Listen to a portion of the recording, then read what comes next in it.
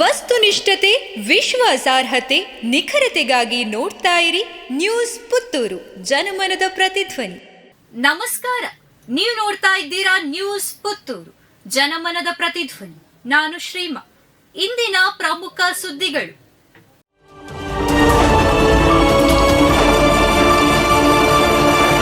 CM DCM ಭವಿಷ್ಯ ಶನಿವಾರ ಮುಂದೂಡಿಕೆ. ಮುಡಾ ಹಗರಣಕ್ಕೆ ಸಂಬಂಧಿಸಿ ರಾಜ್ಯಪಾಲರು ಮುಖ್ಯಮಂತ್ರಿ ಸಿದ್ದರಾಮಯ್ಯ ವಿರುದ್ಧ ಪ್ರಾಸಿಕ್ಯೂಷನ್ಗೆ ಅನುಮತಿ ನೀಡಿರುವ ನಿರ್ಧಾರ ಶನಿವಾರ ಮುಂದೂಡಲಾಗಿದೆ. ಮೈಸೂರಿನ ಮುಡಾ ನಿವೇಶನ ಹಂಚಿಕೆಯಲ್ಲಿ ಅಕ್ರಮ ಲಾಭ ಪಡೆದ ಆರೋಪ ಎದುರಿಸುತ್ತಿರುವ ಮುಖ್ಯಮಂತ್ರಿ ಸಿದ್ದರಾಮಯ್ಯ ರಾಜ್ಯಪಾಲರ ನಿರ್ಧಾರ ವಿರೋಧಿಸಿ ಹೈಕೋರ್ಟ್ ಮೆಟ್ಟಲೇರಿದ್ದರು. ಸಿದ್ದರಾಮಯ್ಯ ಪರ ಹಿರಿಯ ವಕೀಲ ಅಭಿಷೇಕ್ ಮನು ಸಂಘ್ವಿ ಮತ್ತು ರಾಜ್ಯಪಾಲರ ಪರ ಸಾಲಿಸಿಟರ್ ಜನರಲ್ ತುಷಾರ್ ಮೆಹ್ತಾ ವಾದ ಮಂಡಿಸಿದ್ದಾರೆ. ಕ್ಯಾಬಿನೆಟ್ ಸಲಹೆ ಧಿಕ್ಕರಿಸಿ ರಾಜ್ಯಪಾಲರು ಪ್ರಾಸಿಕ್ಯೂಷನ್ಗೆ ಅನುಮತಿ ನೀಡಿರುವುದು ಹಾಗೂ ತಮ್ಮ ಆದೇಶಕ್ಕೆ ವಿವರವಾದ ಕಾರಣಗಳನ್ನು ರಾಜ್ಯಪಾಲರು ಕೊಟ್ಟಿಲ್ಲವೆಂಬುದನ್ನು ಪ್ರಧಾನವಾಗಿ ಉಲ್ಲೇಖಿಸಿ ಅಭಿಷೇಕ್ ಮನು ಸಂಘ್ವಿ ವಾದಿಸಿದ್ದಾರೆ. ಅಂಬಿಕಾ ಪದವಿ ಪೂರ್ವ ವಿದ್ಯಾಲಯದಲ್ಲಿ ಎನ್ಡಿಎ ತರಗತಿಗಳಿಗೆ ಚಾಲನೆ. ನ್ಯಾಷನಲ್ ಡಿಫೆನ್ಸ್ ಅಕಾಡೆಮಿ ನಡೆಸುವ ಪರೀಕ್ಷೆ ಸೈನ್ಯ ಸೇರುವವರಿಗೆ ಒಳ್ಳೆಯ ಅವಕಾಶ. ಇದನ್ನು ವಿದ್ಯಾರ್ಥಿಗಳು ಸದುಪಯೋಗ ಪಡಿಸಿಕೊಳ್ಳಬೇಕು. ಸೈನ್ಯದಲ್ಲಿ ಹುಡುಗರು ಮತ್ತು ಹುಡುಗಿಯರು ಇಬ್ಬರಿಗೂ ಸಮಾನ ಅವಕಾಶವಿದೆ. ಆದರೆ ಪ್ರಸ್ತುತ ನಮ್ಮ ಪ್ರದೇಶಗಳಿಂದ ಯುವ ಸಮೂಹ ದೊಡ್ಡ ಉತ್ಸಾಹ ತೋರದಿರುವುದು, ಹೆಚ್ಚಿನ ಸಂಖ್ಯೆಯಲ್ಲಿ ಸೈನ್ಯಕ್ಕೆ ಸೇರದಿರುವುದು ವಿಷಾದಕರ ಎಂದು ರಾಷ್ಟ್ರೀಯ ಸೈನಿಕ ಸಂಸ್ಥೆಯ ರಾಜ್ಯ ಯುವ ಅಧ್ಯಕ್ಷ ಅರವಿಂದ ಹೇಳಿದರು. ಅವರು ಬಪ್ಪಳಿಗೆ ಅಂಬಿಕಾ ಪದವಿ ಪೂರ್ವ ವಿದ್ಯಾಲಯದಲ್ಲಿ ಎನ್ಡಿಎ ತರಗತಿಗಳನ್ನು ಉದ್ಘಾಟಿಸಿ ಮಾತನಾಡಿದರು. ಬೆಳ್ಳಂಬೆಳಗ್ಗೆ ಬಳ್ಳಾರಿ ಜೈಲಿಗೆ ದರ್ಶನ್ ಶಿಫ್ಟ್.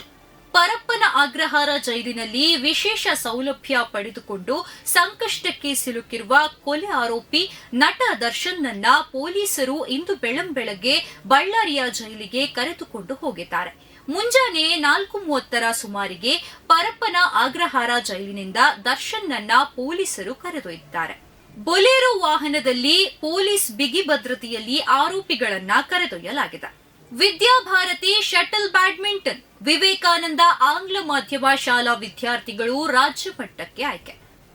ವಿದ್ಯಾಭಾರತಿ ಕರ್ನಾಟಕ ದಕ್ಷಿಣ ಕನ್ನಡ ಜಿಲ್ಲೆ ವತಿಯಿಂದ ಸಾಮೆತಡ್ಕ ಸುಧಾನಾ ಸ್ಪೋರ್ಟ್ಸ್ ಕ್ಲಬ್ನಲ್ಲಿ ನಡೆದ ವಿದ್ಯಾಭಾರತಿ ಜಿಲ್ಲಾ ಮಟ್ಟದ ಶಟಲ್ ಬ್ಯಾಡ್ಮಿಂಟನ್ ಪಂದ್ಯಾಟದಲ್ಲಿ ವಿವೇಕಾನಂದ ಆಂಗ್ಲ ಮಾಧ್ಯಮ ಶಾಲೆಯ ವಿದ್ಯಾರ್ಥಿಗಳು ಭಾಗವಹಿಸಿ ಬಾಲವರ್ಗದ ಬಾಲಕರ ತಂಡವು ಪ್ರಥಮ ಸ್ಥಾನ ಪಡೆದು ರಾಜ್ಯ ಮಟ್ಟಕ್ಕೆ ಆಯ್ಕೆ. ವಿದ್ಯುತ್ ಕಂಬದಲ್ಲಿ ಬಿಲ್ಲು ಬಾಣ, ಗದೆ ಅಳವಡಿಸಿದ್ದಕ್ಕೆ ಎಸ್ಡಿಪಿಐ ವಿರೋಧ, ತೆರವಿಗೆ ಆದೇಶ. ಕೊಪ್ಪಳ ಜಿಲ್ಲೆಯ ಗಂಗಾವತಿ ನಗರದಲ್ಲಿ ಬಿಲ್ಲು ಬಾಣ ಮತ್ತು ಗದೆಯ ಆಕೃತಿಗಳಿರುವ ವಿದ್ಯುತ್ ಕಂಬಗಳಿಗೆ ಎಸ್ಡಿಪಿಐ ವಿರೋಧ ವ್ಯಕ್ತಪಡಿಸಿದ ಬಳಿಕ ಈ ವಿದ್ಯುತ್ ಕಂಬಗಳನ್ನು ತೆರವುಗೊಳಿಸಲು ತಹಶೀಲ್ದಾರ್ ಆದೇಶಿಸಿದ್ದಾರೆ. ಹನುಮಂತನ ಜನ್ಮಸ್ಥಾನ ಎಂದು ಅರಿಯಲ್ಪಡುವ ಅಂಜನಾದ್ರಿ ಬೆಟ್ಟ ಇರುವ ಗಂಗಾವತಿಯಲ್ಲಿ ಅಯೋಧ್ಯೆ ಮತ್ತು ತಿರುಪತಿ ಮಾದರಿಯಲ್ಲಿ ವಿದ್ಯುತ್ ಕಂಬಗಳನ್ನು ವಿನ್ಯಾಸಗೊಳಿಸಲಾಗಿತ್ತು. ಜುಲೈ ನಗರ ಎಂಬಲ್ಲಿಂದ ಠಾಣಾ ಪ್ರತಾಪ್ ವೃತ್ತದವರೆಗೆ ಅಭಿವೃದ್ಧಿಪಡಿಸಿದ ರಸ್ತೆ ಮಧ್ಯೆ ಬಿಲ್ಲು ಬಾಣ ಮತ್ತು ಗದೆ ವಿನ್ಯಾಸವಿರುವ ವಿದ್ಯುತ್ ಕಂಬಗಳನ್ನು ಅಳವಡಿಸಲಾಗಿತ್ತು. ಇದು ತಮ್ಮ ಧಾರ್ಮಿಕ ಭಾವನೆಗೆ ಧಕ್ಕೆಯುಂಟು ಮಾಡುತ್ತಿದೆ ಎಂದು ಎಸ್ಡಿಪಿಐ ದೂರು ನೀಡಿದ ಹಿನ್ನೆಲೆಯಲ್ಲಿ ತೆರವುಗೊಳಿಸಲು ಆದೇಶಿಸಲಾಗಿದೆ. ಉಪ್ಪಿನಂಗಡಿ ನೇತ್ರಾವತಿ ನದಿಯಲ್ಲಿ ತೇಲಿ ಹೋದ ಅಪರಿಚಿತ ಶವ. ಪ್ರವಾಹ ರಕ್ಷಣಾ ತಂಡದಿಂದ ಕಾರ್ಯಾಚರಣೆ. ಅಪರಿಚಿತ ವ್ಯಕ್ತಿಯ ಮೃತದೇಹವೊಂದು ನೇತ್ರಾವತಿ ನದಿಯಲ್ಲಿ ತೇಲಿ ಹೋದ ಕುರಿತು ಪ್ರತ್ಯಕ್ಷದರ್ಶಿಗಳು ತಿಳಿಸಿದ್ದಾರೆ.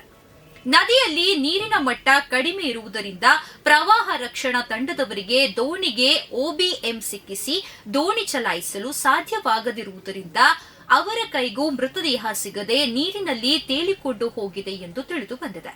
ಕಾಶ್ಮೀರದಲ್ಲಿ 3 ಉಗ್ರರನ್ನ ಸದೆಬಡಿದ ಸೇನೆ. ಜಮ್ಮು ಕಾಶ್ಮೀರದ ಕುಪ್ವಾರ ಜಿಲ್ಲೆಯಲ್ಲಿ ಸೇನಾ ಪಡೆ ನಡೆಸಿದ ಎನ್ಕೌಂಟರ್ಗೆ 3 ಉಗ್ರರು ಬಲಿಯಾಗಿದ್ದಾರೆ. ಕುಪ್ವಾರ ಜಿಲ್ಲೆಯ ತಂಗ್ನಾರ್ನಲ್ಲಿ ಕೆಲ ಉಗ್ರರು ಗಡಿ ನುಸುಳಲು ಯತ್ನ ನಡೆಸುತ್ತಿದ್ದಾರೆಂಬ ಖಚಿತ ಮಾಹಿತಿ ಲಭ್ಯವಾದ ಹಿನ್ನೆಲೆಯಲ್ಲಿ ಜಮ್ಮು ಮತ್ತು ಕಾಶ್ಮೀರ ಪೊಲೀಸರು ಹಾಗೂ ಭಾರತೀಯ ಸೇನಾ ಪಡೆ ಜಂಟಿಯಾಗಿ ಕಾರ್ಯಾಚರಣೆ ಆರಂಭಿಸಿತ್ತು. ಇದರಲ್ಲಿ 3 ಉಗ್ರರನ್ನ ಹತ್ಯೆ ಮಾಡಿದ್ದು ಕಾರ್ಯಾಚರಣೆ ಮುಂದುವರೆದಿದೆ. ಪ್ರತಿದಿನದ ಸುದ್ದಿಗಳಿಗಾಗಿ ನೋಡ್ತಾ ಇರಿ ನ್ಯೂಸ್ ಪುತ್ತೂರು, ಜನಮನದ ಪ್ರತಿಧ್ವನಿ. ಧನ್ಯವಾದಗಳು. ವಸ್ತುನಿಷ್ಠತೆ, ವಿಶ್ವಾಸಾರ್ಹತೆ, ನಿಖರತೆಗಾಗಿ ನೋಡ್ತಾ ಇರಿ ನ್ಯೂಸ್ ಪುತ್ತೂರು, ಜನಮನದ ಪ್ರತಿಧ್ವನಿ.